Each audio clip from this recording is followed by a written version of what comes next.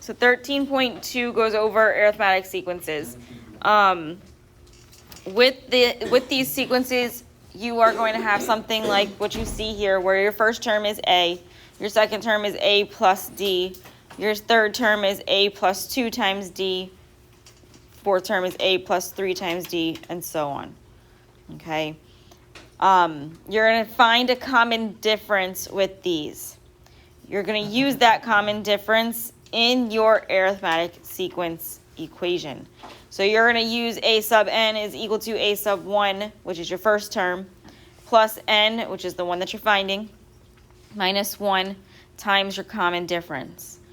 Your common difference you can find given 2 points, or sorry, 2 values of the sequence. You can also find it given the actual sequence, like the first 4 terms or so of the sequence. If we look at our first example, it tells us to find the common difference first, and then find the first 6 terms, and then the nth term, and then the 300th term of the arithmetic sequence. It gives us the arithmetic sequence of 13, 7, 1, -5, so on. This 13 that it gives you, that's your first term. So I'm going to label it as term 1. The 7 is your second term. The 1 is your third term. The -5 is your fourth term. What's happening from the 13 to the 7? Well, if we subtract 6 from 13, we get 7. From 7 to 1, if we subtract 6 from 7, we get 1. And then from the 1 to the -5, if we subtract 6 from 1, we get the -5.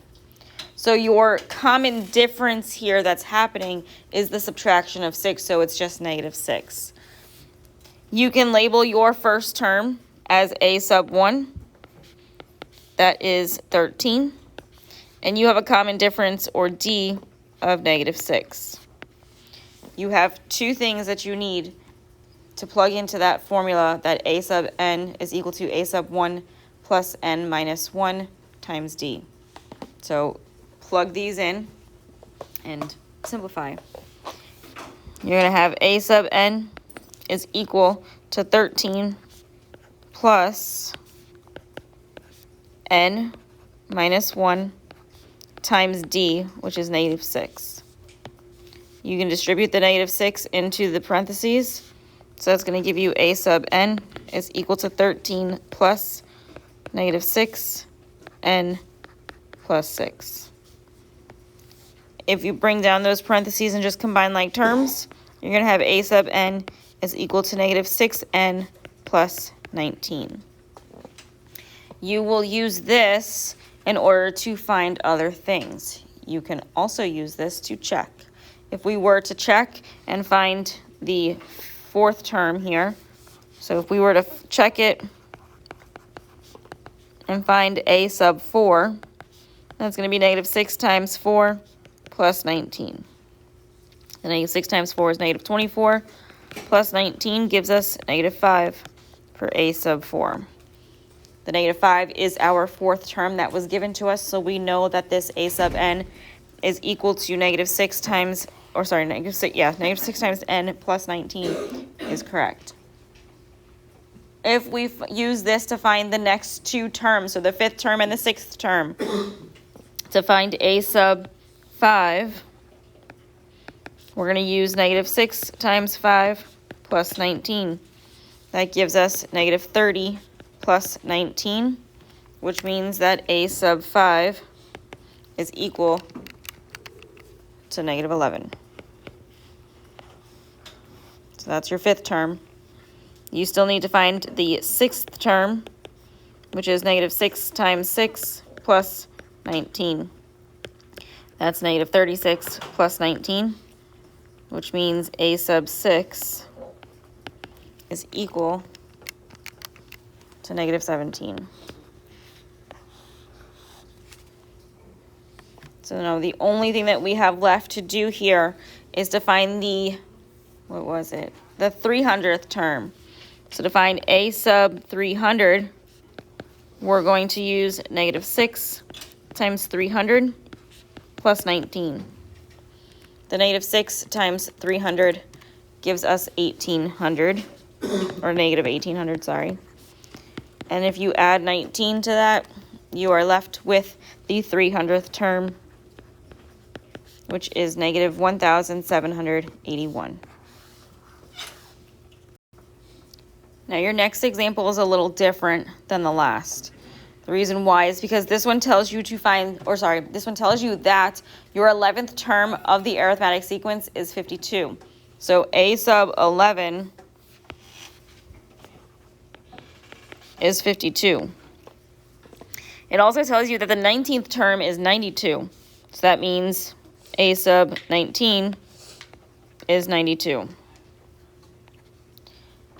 You are told to find the 1000th term. So how do you do this given two values within the sequence? Well, you can take these two values and write them as an ordered pair.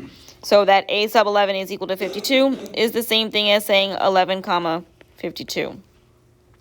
The a sub 19 is equal to 92 is the same thing as saying 19 comma 92. In order to find your common difference here, or D, you can use your slope formula with these 2 points. So your D is going to equal 92 minus 52 over 19 minus 11. You may remember your common difference when you're working with graphs. It's your slope. That's why we can use your slope formula. So if we simplify here, the 92 minus 52 gives us 40, and the 19 minus 11 is 8. So this gives us D is equal to 5. Now that you have D, you need to find the 1000th term. Well, how do you do that? Well, the first thing that you need to do is you need to find the first term of the sequence because you don't have that. So use the formula a sub n is equal to a sub 1 plus n minus 1 times D. If we do that and we use the a sub 11 is equal to 52, that's going to give us 52 is equal to a sub 1, which we need to find, plus n. We found that's the 11th term, so that's 11 minus 1 times our common difference, which is 5. This simplifies to give us 52 is equal to a sub 1 plus 10 times 5, which is 52 is equal to a sub 1 plus 50. We subtract the 50 over, and we get that a sub 1 is equal to 2. So that's what we needed in order to find the next part. The next part is to find the 1000th term. So we're finding a sub 11, sorry, 1,000, so 1,000. We're going to use the same formula. So a sub 1 plus n minus 1 times D. So that's going to give us a sub 1,000 is equal to 2 plus 1,000 minus 1 times 5. The 1,000 minus 1 gives us 999.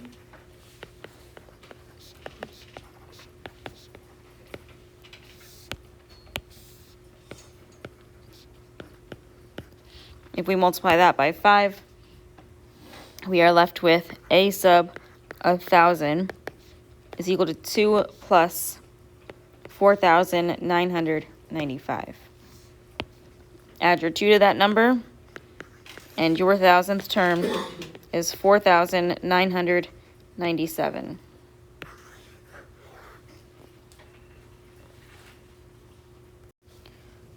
So just like in section 13.1, you can also find the partial sum of an arithmetic sequence, which means you are adding up all of the terms within the sequence from one term to another. If we look at this is kind of confusing, but if you want, well, not if you want, I would use this equation that's given to you here. This gives you a s sub n, which just means the sum of the term that from the first term to the term that you're finding is equal to n over 2 times a sub 1, which is your first term, plus a sub n, which is the last term. In order to find n, you can use the top minus the bottom plus 1. So with your little E-looking value, whatever number is up top, let's say it's 5 and n is equal to 1 on the bottom. Take the top, subtract it from the bottom, so that would be 5 minus 1, which is 4, and then add 1 to it, which would be 5. Okay, so that's how to find n. Keep this equation in mind because you're going to use it on the next question. Our last question gives us to find the partial sum of the sequence starting at 5, ending at 312, given the common difference of the negative 7 and plus 9. Now, first thing that you need to do, recognize the formula that you're going to use. That's going to be that S sub n is equal to n over 2 times a sub 1, plus a sub n. You got to find n. To find n, you're going to do the top minus the bottom. So 312 minus 5 plus 1. The 312 minus 5 gives us 307. Plus 1 is an n of 308. So that's one thing that we need. We still need to find, though, the first term. So to find a sub 1, look at your difference that you have there. You are going to use